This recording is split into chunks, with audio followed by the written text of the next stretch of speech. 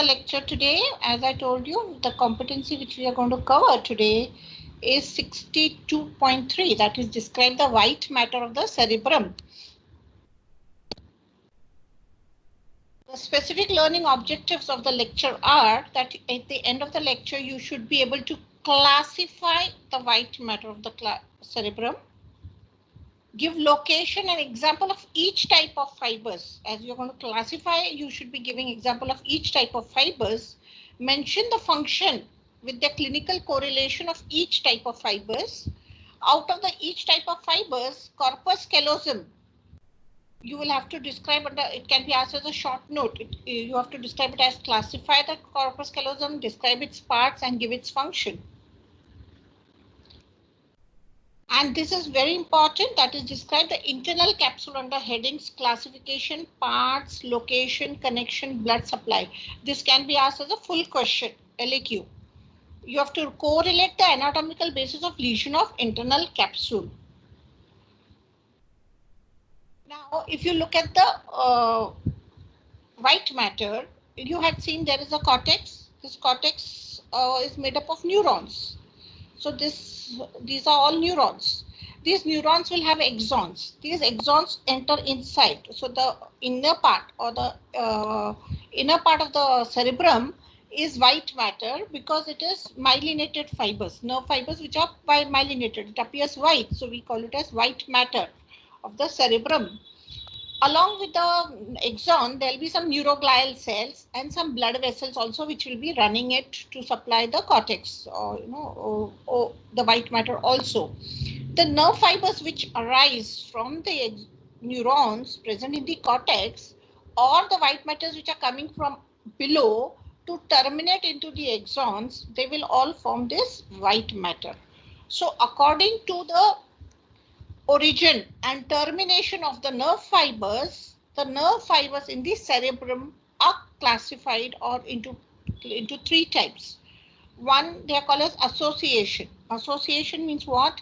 They are associating one area to the another area of the same side cerebrum hemisphere. That is right to right side, but connecting two different areas, maybe sensory area to the motor area or motor area to the sensory, or sensory to the sensory, whatever it is. Such fibers are called as association fibers. The projection fibers are fibers which arise from the neurons of the cerebrum, but they go down to relay in the brainstem or in the spinal cord, or the fibers which are coming from the spinal cord to relay over here. So these fibers are called as projection fibers. That is, they are projected from one part of the central nervous system to the another part of the central nervous system. Such fibers are called as projection fibers. The commissure fibers are the fibers which will connect the right and the left cerebral hemispheres. That is, the frontal lobe of the right hemisphere will be connected to the frontal lobe of the left hemisphere. Such fibers are called as commissure fibers. So what we have done, we have divided the white matter or the nerve fibers into three types. Association fibers, because they are associating two areas in the same cerebral hemisphere. Projection fibers, that they are going from the cerebrum, they are going downwards, maybe either to the brainstem or whatever. And commissure, that is, they are connecting the right and the left-sided cerebral hemisphere. Coming to the association fibers, as we said, they are connecting different parts of the same hemispheres. Now, how is the course? Accordingly, what is the length of the fibers? We will call them as short association fibers. Obviously, the short association fibers will be connecting the adjacent gyri. Immediately motor to sensory or sensory to motor, pre-central gyrus or post-central gyrus, adjacent gyri. The long association fibers will be connecting lobes, like frontal lobe to the occipital lobe or frontal lobe to the temporal lobe, So this is called as long association fibers. So more distant gyri connections are long association fibers, whereas the short are adjacent gyri, absolutely adjacent to each other. The short association fibers, obviously, they are present just within the cortex, or just below the cortex, because they are connecting the adjacent. You can see the examples over here. They are connecting the motor to the sensory areas. If they are present in the cortex itself, they are called as intracortical fibers. If they are present just below the cortex, they are called as subcortical fibers. So the short association fibers, which are connecting the adjacent gyri, can be intracortical or they can then be subcortical. Long association fibers, they travel a longer distance. That is, they go from one lobe to the another lobe, or connecting one gyri to the another gyri.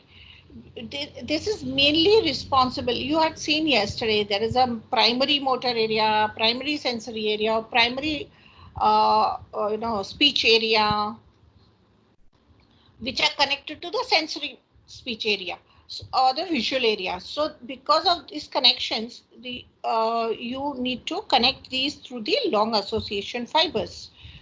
So now, example of the long association fibers, one fiber which is known as superior longitudinal. If you see this is a medial surface of the cerebrum, you see this green structure, it is corpus callosum, which is C-shaped, okay, this way, you know, and there is septum pellucidum over here. Just above them, this is cingulum. Above the cingulum, so it is called a superior. It is called a superior longitudinal fasciculus. That is, it is connecting the frontal lobe to fibers from the parietal lobe to the occipital lobe and even to the temporal lobe. So this is the example of the long association fiber, which is called a superior longitudinal fasciculus.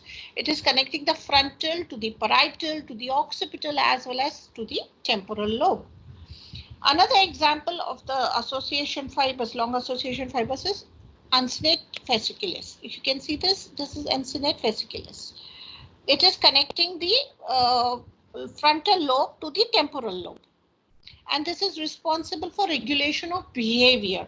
Okay, what is the function of it? It is inner shape uncinate. You can see this. It is a frontal lobe which is connecting it to the temporal lobe, and so this is called as uncinate fasciculus. There are some black fibers seen over here which are called as arcuate fasciculus. They are connecting the frontal lobe to the temporal lobe. They are responsible for language. Okay, you must have seen yesterday. This is the arcuate fasciculus. If you see, this is the arcuate fasciculus which is connecting the frontal lobe to the temporal lobe. In the frontal lobe, we have Broca's area. And in the temporal lobe, we have Vanquist area. So it is connecting the motor and the sensory area of speech, language.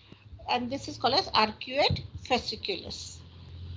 So this is one of the example of long association fibers. So we saw superior longitudinal fasciculus, we saw the uncinate fasciculus, we saw the arcuate fasciculus. Now, we saw this is green color is corpus callosum. Just around that there is cingulum. This cingulum is connecting the frontal lobe, parietal lobe to the parahippocampal area, which is present in the temporal gyri. Okay, so it is cingulum is one or more example of the long association fibers. As we had superior, similarly we have inferior also, which is connecting the occipital lobe to the temporal lobe. Vice versa, temporal to the occipital. This is important for visual recognition. We know occipital lobe, we have the visual area, which is connecting it to the temporal. So it is what you are visualizing and seeing, and you are sometimes related to the temporal lobe. So this is visual recognition area. If there is a carbon monoxide poisoning, this will lead to lesion, bilateral lesion in the inferior longitudinal fasciculus. We said this was responsible for visual recognition, which is connecting the temporal to the occipital lobe. So in this case, a person, if you see, will have object anoxia. Means what? Like you try to remember a pencil. You have an idea that it is a cylindrical thing, or a pen, it is a cylindrical thing, or a ball, it is a spherical thing, But that person has object anoxia. That person doesn't know the shape of the organ. If he or she, but they cannot recall it that way. The person cannot identify individual faces because the structure, visuality, and analysis has been not related.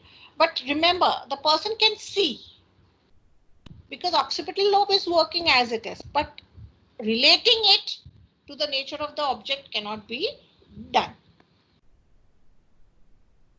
Coming to the commissure fibers, as we said, they are connecting right and left cerebral hemispheres, and they are connecting the similar area. Now again, this is the medial surface of the cerebral hemisphere. If you see, this is thalamus, and you can see our C-shaped arch fibers. Can you see these big fibers? This is corpus callosum. If you see, this is septum pellucidum, which is present just below the septum pellucidum. We have fornix, and as we trace the fornix, this fornix is going to connect the hippocampus. So it is called as hippocampal commissure fibers. Okay. So this is the fornix.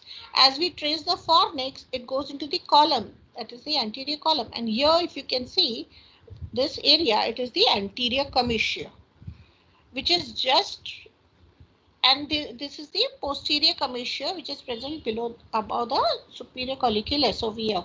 We will see each of them in detail. Now coming to the corpus callosum, if you see the corpus callosum, this is the superolateral surface of the cerebral cortex. This is maybe right and left, and you can see this bridge. This is a median longitudinal fissure. Median longitudinal fissure. If you try to retract the medial longitudinal fissure, you can visualize these fibers, and this is nothing but corpus callosum. What is this corpus callosum? It comprises of large bundle of fibers, which are commissure fibers. How do you classify them? Which are commissure fibers. Basically, they are connecting the neocortex of cerebral hemisphere to another hemisphere. Neocortex, there's a paleocortex, which is limbic system. Neocortex is frontal region mainly.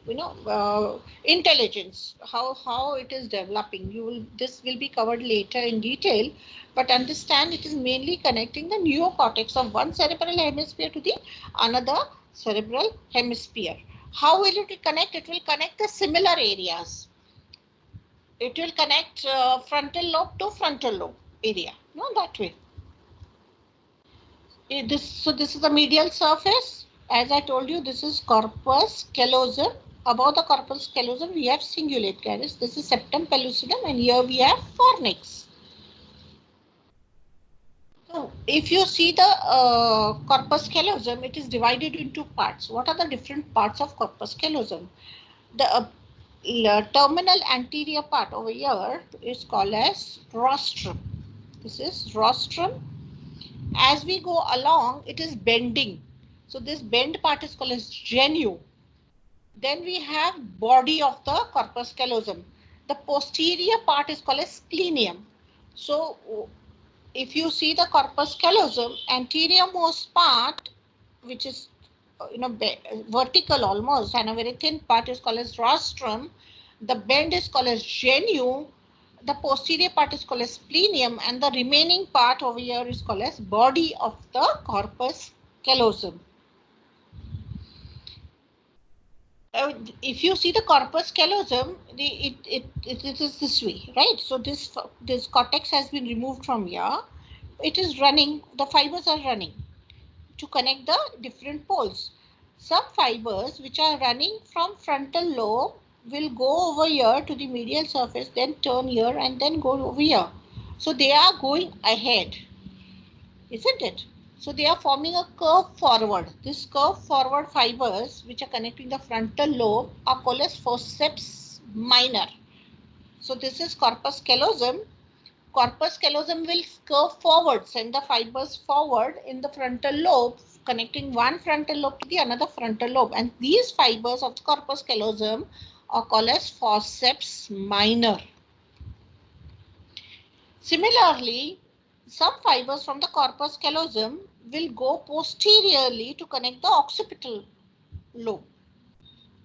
Occipital lobe is connected through these fibers, and these fibers which are connecting the occipital lobe are called as forceps major, because if you see, these are smaller fibers, these are bigger fibers. So forceps major and forceps minors accordingly. This is major and that is minor.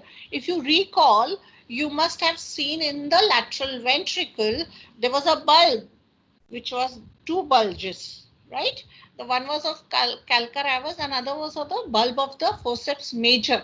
These are the forceps major which will bulge into the lateral ventricle. From the body, there are some fibers which will go laterally, then go inferiorly to go and connect to the temporal lobe. Such fibers are called as tapetum. So we saw there was a C-shaped corpus callosum which had rostrum, genu, body and splenium. Fibers which arise from the genu go to the frontal lobe are called forceps minor. Fibers which arise from the body going to the temporal lobe are called as tapetum. Fibers which go from the splenium to connect the occipital lobe are called as forceps major. Suppose there is a damage to the splenium of corpus callosum, there will be disconnection syndrome of alexia. That is, person can speak, even write, but the written words he cannot analyze. There is agraphia. I mean, there is no, the person can write, graphically can write, but cannot understand the material. The person will read what is written over here. But then what is alexia? What does alexia mean? What is a verb in it? What is disconnection? Will not be understood by that person. If you see this picture, you can see one-sided female and one-sided male, right? This is split brain syndrome. As the right side of the cerebral hemisphere is connected to the left side through corpus callosum. If there is any problem in corpus callosum, maybe absence of the corpus callosum, sometimes very rarely can happen, the right side brain will act as an autonomous body. It will think and behave as it wants to.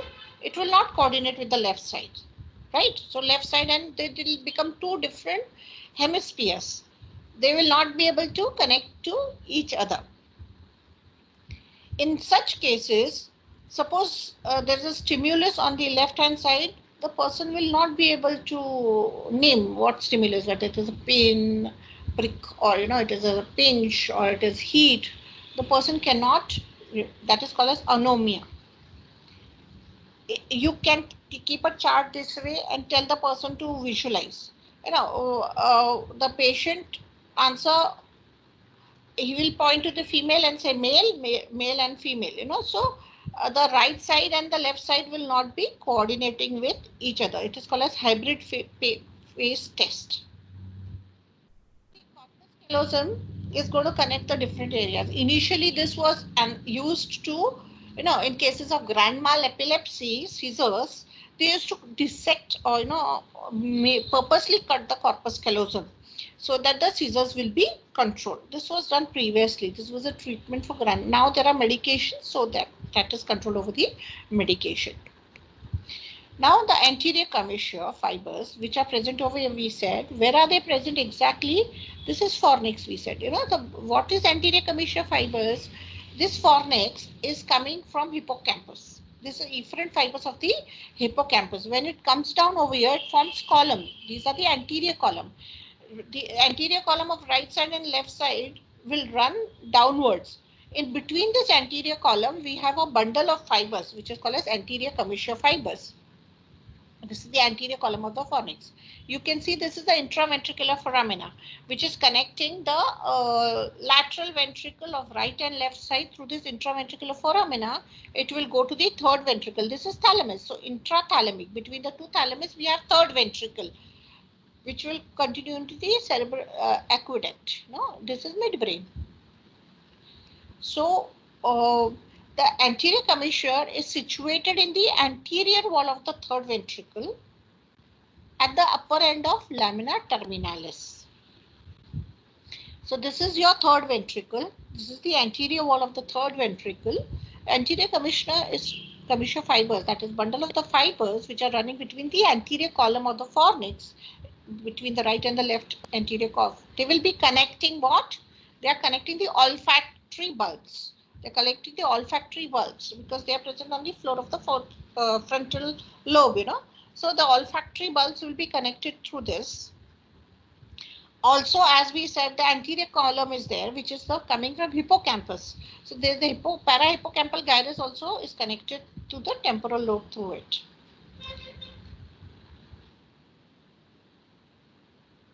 Now, the posterior commissure fibers. If you see the posterior commissure fibers, this is the posterior commissure fibers. Where are they present? If you see, this is cerebral aqueduct. So this is the midbrain. Midbrain will have superior colliculus, inferior colliculus, right? And there is a cerebral aqueduct. Just about the superior colliculus, we have the pineal body. So it is situated just between the superior colliculus and the pineal body. You have the posterior commissure fibers. What it is connecting right side midbrain to the left side midbrain. What is actually it is connecting? It is responsible for the bilateral pupillary reflex. You must have seen this in midbrain. There is a pupillary reflex, which is if you put light on the right side, the pupil will constrict, as well as the left side also will constrict. So that is called as bilateral pupillary reflex, and that is connected to this posterior commissure fibers. Now this is fornix. This is fornix. This is starting from the hippocampus. Then it will form the posterior column. It will form the body, form the anterior column, and then connected to the mammillary body. If you look at the hippocampal commissure, that is, if this body, you can see this is connecting it. There is fibers which are connecting one body of the fornix to the another body of the fornix. These are called as commissure of fornix or hippocampal commissure. As they are connecting the fibers which are coming from hippocampus, we call them as hippocampal commissure fibers. So fornix can be classified as commissure fibers. They are connecting the two hippocampal from each side. So what is this fornix? It's a very prominent bundle of fibers seen on the medial side. Now we said this is corpus callosum. Corpus callosum, there's a septum pellucidum. Just below the septum pellucidum, you can see these fibers. These fibers are fornix. So they are just present below the corpus callosum, suspended by the septum pellucidum. These fibers are arising. These are the efferent fibers coming from the parahippocampal or hippocampus. It is called as hippocampal gyrus. These fibers arise as fimbriae, and these fimbriae form alveolus. These alveolus will come over here from the dentate gyrus, and these efferent fibers will get collected over here from the hippocampus and then ascend upwards from right and left side, forming the posterior column of the fornix. So it will arise from here. There will be posterior column. The posterior column will turn or arch. As it is arching, it will form the body of the fornix. This body will be connected, we said, through the commissure fibers, right? Hippocampal commissure fibers. It will go and approach towards the intraventricular foramina. From there, again it will split into right side and left side into columns, and these columns are called as anterior columns. This is one side and second side anterior columns, or pillars. Some books mention it as pillars also. And we said present between over here, you have anterior commissure fibers, right? This anterior commissure column of the fornix turn downwards just in front of the intraventricular foramina and reaches the mammillary body. Is it right? So fornix is efferent fibers from the dentate gyrus, hippocampus. Then they will form the alveolus, which will form the posterior column. Then body of the fornix, which will turn, form the anterior pillars or anterior column, connect to the mammillary bodies. This will be covered later in detail in limbic system. Okay. Now another group of fibers, commissure fibers, is the habenuclear fibers. Just this is pineal body. the superior stalk of the pineal body, there's a nucleus which is called as habecular nucleus. This the connection of the right side habecular nucleus to the left side habecular nucleus is called as habenuclear.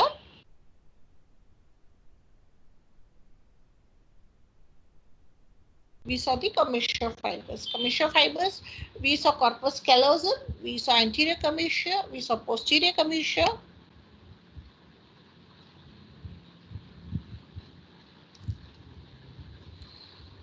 And then we saw the hippocampal commissure of fornix. Coming to the projection fibers, as we said, they are arising from one cortex or the cerebral cortex and will be going downwards, or fibers which are coming from above. When they are going from a bigger area and they are going towards a smaller area, they all are radiating. So these radiating fibers, which you can see over here, are called as corona radiata. So corona radiata is one of the example of the projection fibers. But as they will go down, these corona radiata will go down. Inside the white matter, there is group of nuclei which are called as basal ganglia. In the cerebrum, we have cerebral cortex of neurons. Then we have white matter. Then we have nuclei deeper in the white cortex, and these are called as basal ganglia. So the projection or the corona radiata which are going, they will try to form bundle over here. If you see these bundles which are compressed between the basal ganglia are called as internal capsule. So corona radiata, one of the example of projection fibers. Internal capsule is the example of projection fibers. What are these fibers? They can be either afferent or they can be efferent. That is, afferent means from everywhere, from thalamus, from cerebrum, from auditory area, from visual area, calcarine area, all the fibers which are going to relay in the sensory areas of the cerebrum. Or they can be efferent, that is from the motor area they are arising and they are going towards these brainstem or spinal cord, corticospinal fibers basically, mainly, So these are all efferents and afferents which will be bundled as projection fibers. Now, if you see the corona radiata will continue into an internal capsule, we said. How it will go through the midbrain? We have seen in the midbrain anteriorly there is crus of the midbrain which will have these fibers, projection fibers. Then in the pons we saw the ventral part of the pons which was the basilar part of the pons which was made up of these fibers. In the medulla they will continue as pyramid and there will be pyramidal decussation from the medulla to form corticospinal tract. So the projection fibers are corona radiata which will bundle into internal capsule. After it bundles into the internal capsule, will go to the crest of the midbrain and then from the basilar part of the pons go into the medulla as the pyramid, then decussate and continue as the corticospinal fibers. These are projection fibers. Now, internal capsule is very important because it is bundled up all fibers, afferent and efferent fibers.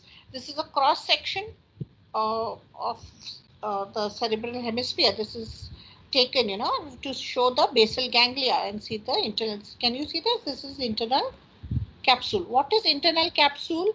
It's a projection fibers which are intervalled between thalamus on one side, with thalamus on one side and basal ganglia on other side. Is it right? So this is your internal capsule. Can you see this? It is bending and making a V shape towards the medial side. This is the medial side and this is the lateral side. So what is internal capsule? It is projection fibers which are compressed or bundled between the basal ganglia and the thalamus. The basal ganglia is caudate and lentiform nucleus. This is caudate and this is lentiform nucleus.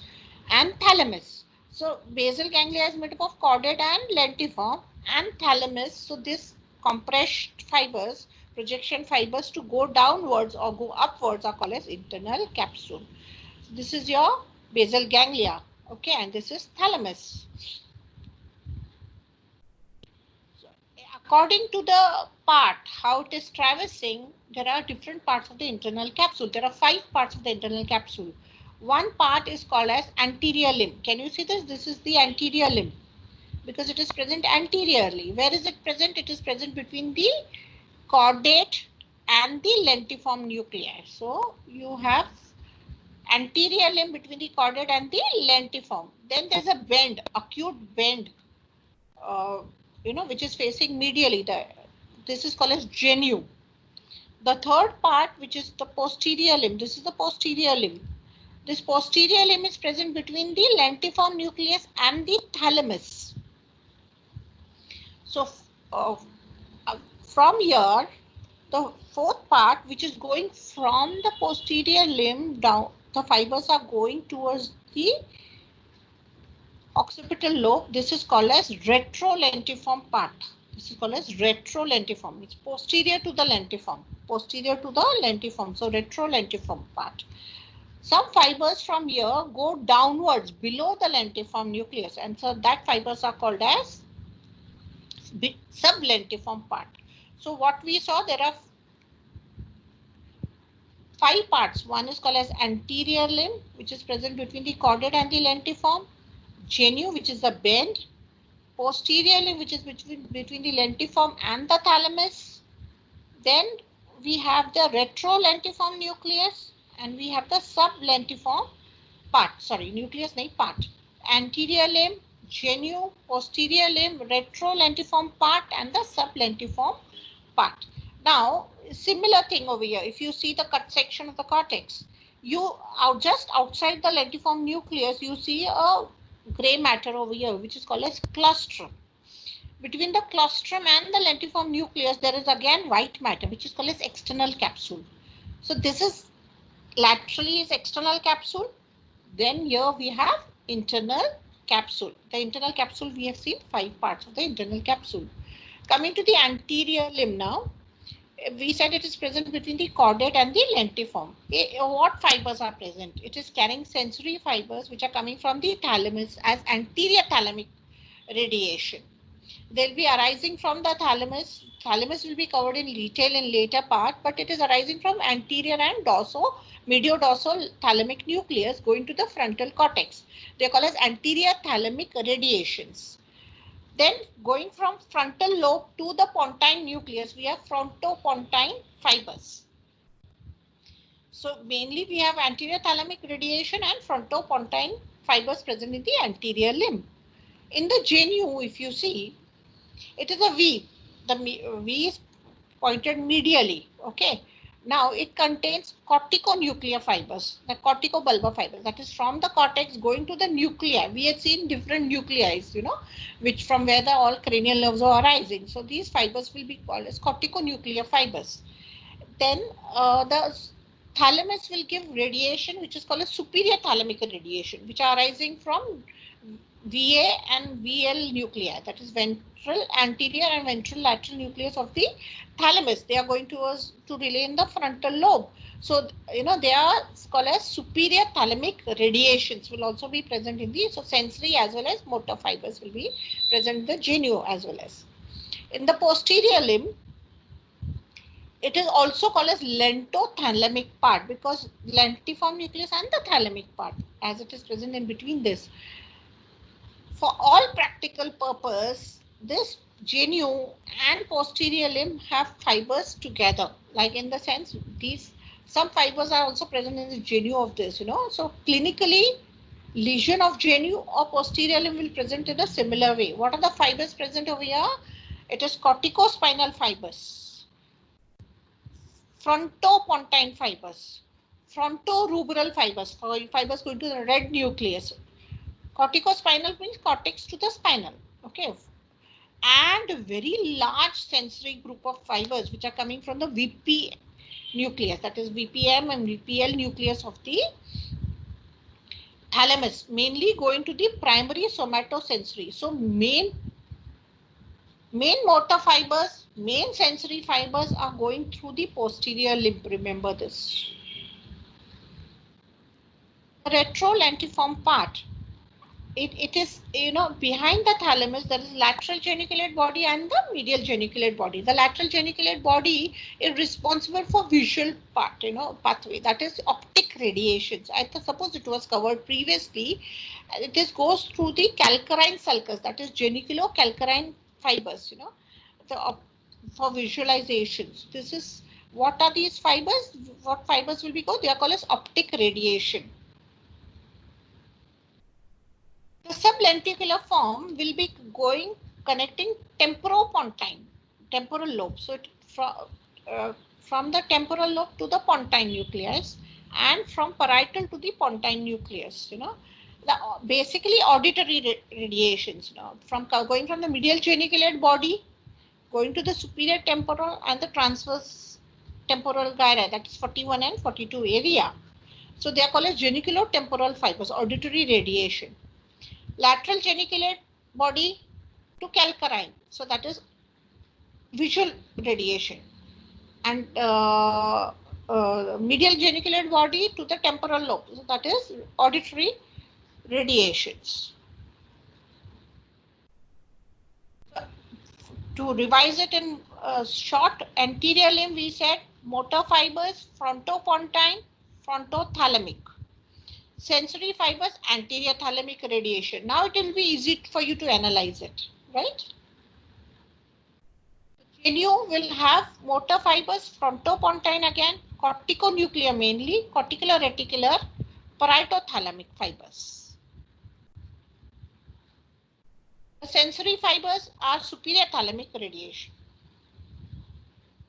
Posterior limb, motor fibers of frontopontine, corticospinal, corticoruberal, corticoreticular, parietothalamic, and the sensory fibers are superior. So this actually you see is the major chunk of the fibers.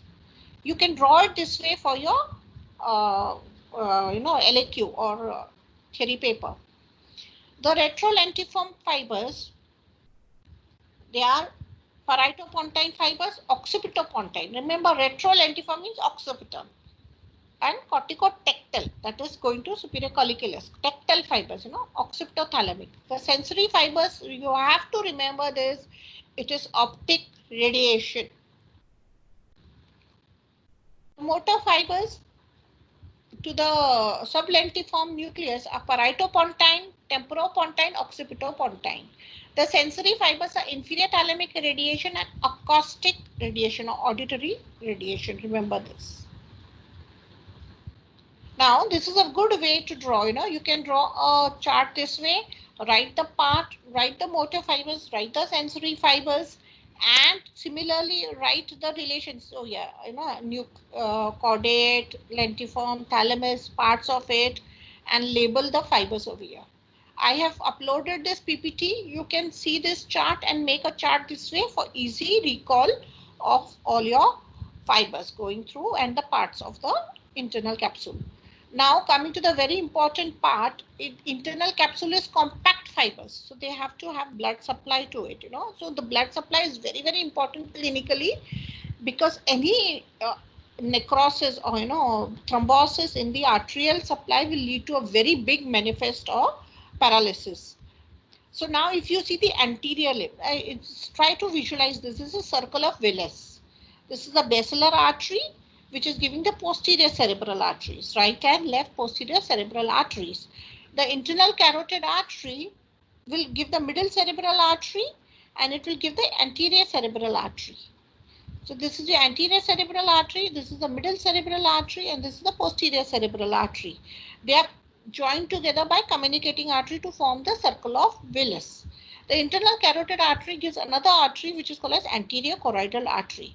So these arteries will give branches to supply the different parts. This is anterior limb, this is genu, this is posterior limb, this is retrolentiform part, and this is sublentiform part of the internal capsule. So first we will see the anterior limb. If you look at the anterior limb, the branches coming to the anterior limb are from the anterior cerebral artery.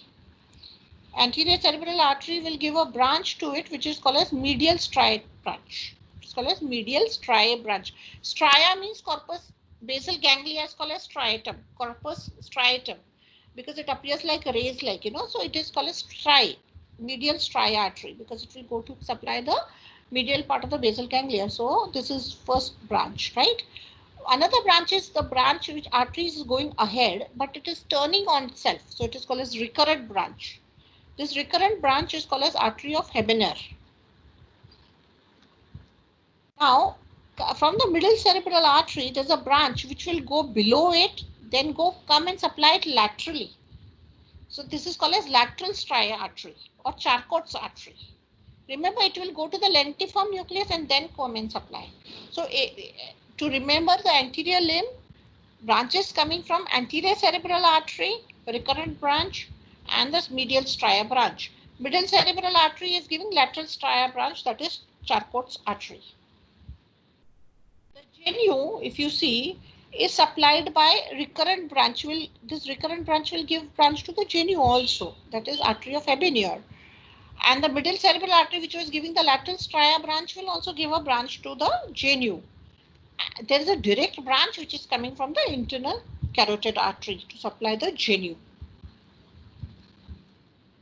The posterior limb is supplied through the medial cerebral artery, which is giving the stria branch, will go and supply the posterior limb over here. The anterior choroidal artery, which is another branch coming from the internal carotid artery, gives a branch to the posterior limb, which is very long and slender. Therefore, it is there are many chances for it to get thrombosis. Remember this. The posterior lateral branch of the posterior cerebral artery. So middle cerebral artery and the posterior cerebral artery along with the anterior choroidal artery will supply the posterior limb. Now, to summarize, the anterior cerebral artery is supplying anterior limb and genu. Middle cerebral artery is supplying the genu and the posterior limb. The anterior choroidal from the internal carotid are supplying the posterior limb and the sublentiform part. Posterior cerebral artery supplying the posterior limb and the retrolenticular part of the internal capsule. Just to summarize, caudate nucleus, lentiform nucleus, thalamus, anterior limb, genu, posterior limb, retrolenticular part, lentiform part, and the sublenticular part. These are the different parts of the internal capsule, projection fibers. To recall, these are the fibers, as I told you, you can draw, anterior thalamic radiation, superior thalamic radiation, optic radiation, auditory radiation, and this corticospinal tract and the superior thalamic radiation, very important, from the genu to the posterior limb. This is quite important. So this diagram is very important, and this diagram, that is the blood supply, as we said, the recurrent branch, medial stria, lateral stria branch, the long thrombosis from the anterior choroidal artery.